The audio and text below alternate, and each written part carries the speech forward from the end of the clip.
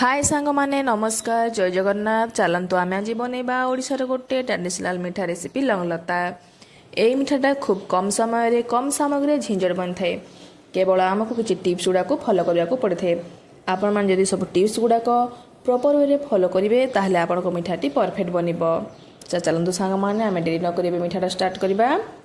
से देखो ये मुझे गोटे बाउल एदेबा गोटे कप मैदा तापर देवा गोटे पिंच खाइबा सोडा और गोटे पिंच लुण। लुण देवा द्वारा मिठा को बालांस करने सहित मिठार फ्लेवर को एनहांस करते। तापर आम देदेबा गोटे 2 चम्मच मेल्टेड घी।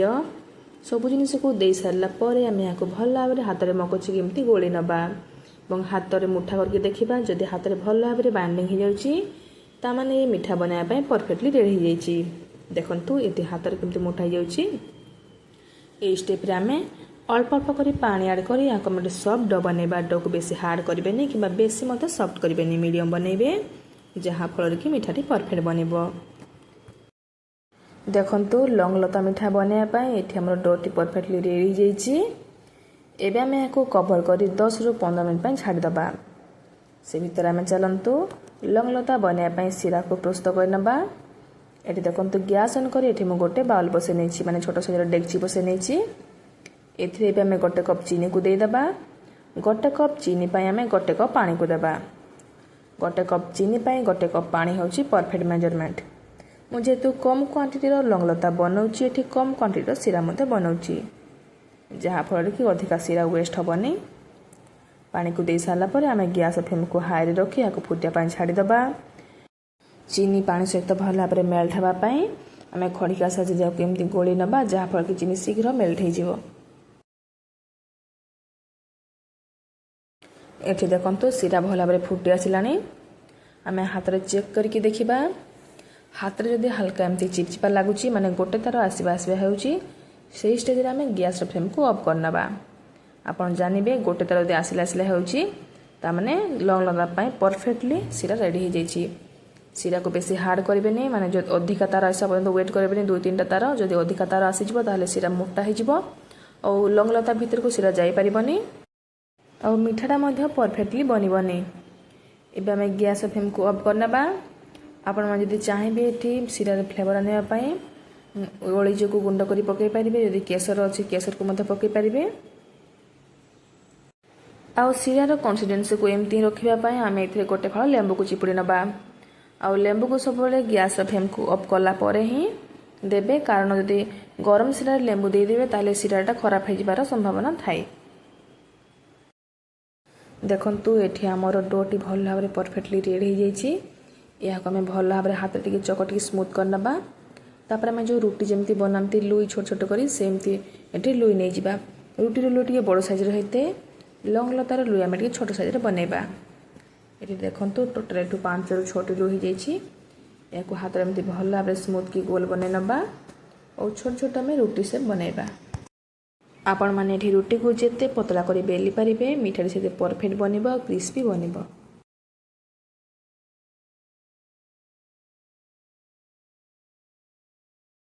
देखु ये मुझे गोटे छोट साइज रुटी बन नहीं।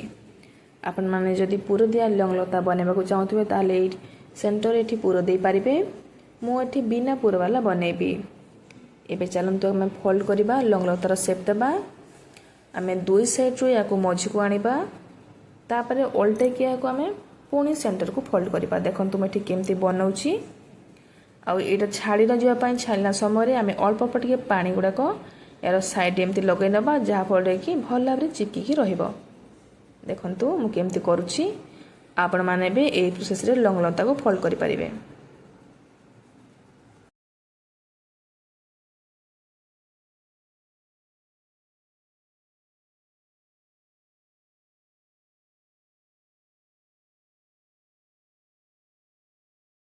ये देखु परफेक्टली आम लंग लता मिठाटी फोल्डिंग हो जाइए।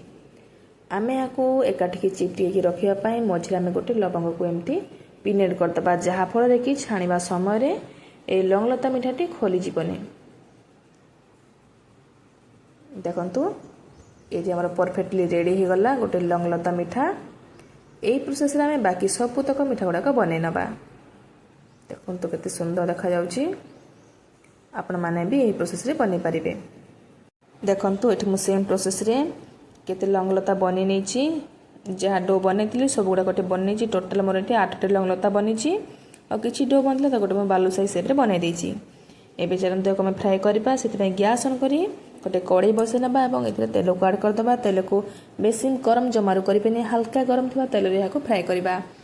ତେଲରେ ହାତଟାକୁ ଏମିତି ବୁଡ଼େଇକି ଦେଖିବେ, ଯଦି ଆପଣ ସହିପାରୁଥିବେ ଗରମ ଥିବା ତେଲ, ସେଇ ଷ୍ଟେପ୍ରେ ଆପଣ এই ଲଙ୍ଗଲତା ଗୁଡ଼ାକ ଆଡ଼୍ କରିଦେବେ। ଗ୍ୟାସ୍ର ଫ୍ଲେମ୍କୁ ସବୁବେଳେ ଲୋ ରଖିଥିବେ। ଦେଖନ୍ତୁ ଏଠି ମୁଁ ସବୁ ଲଙ୍ଗଲତା ଗୁଡ଼ାକୁ ଆଡ଼୍ କରିନେଉଛି। ଦେଖନ୍ତୁ ଏହାକୁ ମୁଁ କମ୍ କ୍ୱାଣ୍ଟିଟି ତେଲରେ ଯେହେତୁ ଛାଣୁଛି, ଯେତିକି ମୋର କଡ଼େଇର ସ୍ପେସ୍ ଥିଲା ସେହି ହିସାବରେ ଏଠି ମୁଁ 4ଟି ଲଙ୍ଗଲତା ଆଡ଼୍ କରିଛି। କାରଣ ଏ ଛାଣି ହେଲା ସମୟରେ ଛାଣି ହେଲା ପରେ ଟିକେ ସାଇଜ୍ରେ ବଡ଼ ହୋଇଯିବ, ତ ସେଇଥିପାଇଁ ମୁଁ ଏଠି 4ଟା ହିଁ ଆଡ଼୍ କରିଛି। ଏ ଛାଣି ହେଲା ପରେ ଇଏ ଉପରକୁ ଭାସିବା ଷ୍ଟାର୍ଟ ହୋଇଯିବ। ଦେଖନ୍ତୁ ଇଏ ଉପରକୁ ଭାସିବା ଷ୍ଟାର୍ଟ ହୋଇଗଲାଣି। এই ଷ୍ଟେପ୍ରେ ଆମେ ଖଡ଼ିକା ସାହାଯ୍ୟରେ ଏହାକୁ ଓଲଟ ପାଲଟ କରି ଭଲ ଭାବରେ ଏହାର କଲର୍ ଆସିବା ପର୍ଯ୍ୟନ୍ତ ଛାଣି ନେବା। ଦେଖନ୍ତୁ ଏଠି ଲଙ୍ଗଲତାଟି ପରଫେକ୍ଟଲି କଲର୍ ଆସିଯାଇଛି। ଏହାକୁ ଏବେ ଆମେ ଗୋଟେ ପ୍ଲେଟ୍କୁ କାଢ଼ି ନେବା। এই ପ୍ରୋସେସ୍ରେ ଆମେ ବାକି ସବୁ ଲଙ୍ଗଲତା ଗୁଡ଼ାକ ଛାଣି ନେବା। ଏବେ ଆମେ ଲଙ୍ଗଲତା ମିଠା ଗୁଡ଼ାକ ଡାଇରେକ୍ଟଲି ଶିରାରେ ଆଡ଼୍ କରିବା। ଶିରାରେ ଆଡ଼୍ କରିବା ପୂର୍ବରୁ ଯଦି ଶିରାଟି ଥଣ୍ଡା ହୋଇଯାଇଥାଏ ତାହେଲେ ଶିରାକୁ ହାଲକା ଗରମ କରିନିଅନ୍ତୁ, ଯାହାଫଳରେ କି ଲଙ୍ଗଲତା ଭିତରକୁ ମଧ୍ୟ ଶିରା ଯାଇପାରିବ। ଦେଖନ୍ତୁ ଶିରାରେ ଲଙ୍ଗଲତାକୁ ଏମିତି ଓଲଟ ପାଲଟ କରିନେବା। ଶିରାରେ ଆମେ ଲଙ୍ଗଲତାକୁ ବେଶୀ ସମୟ ରଖିବାନି। 1ରୁ 2 ମିନିଟ୍ ରଖି ସାରିଲା ପରେ ଆମେ ଏହାକୁ ବାହାରକୁ କାଢ଼ି ନେବା। ଯଦି ଅଧିକ ସମୟ ରଖିଦେବେ ଲଙ୍ଗଲତାଟି ସଫ୍ଟ ହୋଇଯିବ, ବାହାରୁ କ୍ରିସ୍ପି ଲାଗିବନି। ଶିରାରେ 1ରୁ 2 ମିନିଟ୍ ହୋଇଗଲାଣି। ଏବେ ଚାଲନ୍ତୁ ଆମେ ବାହାରକୁ କାଢ଼ି ନେବା। ଦେଖନ୍ତୁ କେତେ ବଢ଼ିଆ ଦେଖାଯାଉଛି। ଦେଖନ୍ତୁ ଏଠି ମିଠା ଗୁଡ଼ାକ କେତେ ଟେମ୍ପଟିଂ ଦେଖାଯାଉଛି। ପୁରା ପରଫେକ୍ଟଲି ବନିଛି, ଗୋଟେ ବି ଭାଙ୍ଗିନି। ଆପଣମାନେ ସବୁ ଟିପ୍ସ ଗୁଡ଼ାକ ଫଲୋ କରିକି ଏହି ପ୍ରୋସେସ୍ରେ ଘରେ ଥରେ ନିଶ୍ଚୟ ଟ୍ରାଏ କରନ୍ତୁ ଏବଂ ଖାଆନ୍ତୁ, ପରିବାରକୁ ଖୁଆନ୍ତୁ ଏବଂ କେମିତି ଲାଗିଲା ମୋତେ କମେଣ୍ଟ ମାଧ୍ୟମରେ ଜଣାନ୍ତୁ। ଆଗକୁ ତ ରାକ୍ଷୀ ପୂର୍ଣ୍ଣିମା ଆସୁଛି, ନିଶ୍ଚୟ ଥରେ ବନାନ୍ତୁ। ଆଉ ଯଦି ଭଲ ଲାଗିଥାଏ ତାହେଲେ ମୋ ଚ୍ୟାନେଲକୁ ଲାଇକ୍ ସବସ୍କ୍ରାଇବ୍ ସେୟାର କରିଦିଅନ୍ତୁ। ପାଖରେ ଥିବା ବେଲ୍ ଆଇକନ୍କୁ ଦବାଇ ଦିଅନ୍ତୁ, ଯାହାଫଳରେ କି ମୋର ନୂଆ ନୂଆ ରେସିପି ଗୁଡ଼ାକର ନୋଟିଫିକେସନ୍ ଆପଣମାନଙ୍କ ପାଖରେ ସର୍ବପ୍ରଥମେ ପହଞ୍ଚିପାରିବ। ଆଉ ଯଦି ଫେସବୁକ୍ ପେଜ୍ରେ ଦେଖୁଥାନ୍ତି ତାହେଲେ ମୋ ପେଜ୍କୁ ତ ଫଲୋ ନିଶ୍ଚୟ କରନ୍ତୁ। ରହିଲି ସାଙ୍ଗମାନେ, ବାଏ ବାଏ, ଜୟ ଜଗନ୍ନାଥ। ଦେଖା ହେବା ଆଉ ଗୋଟେ ନୂଆ ଭିଡ଼ିଓରେ।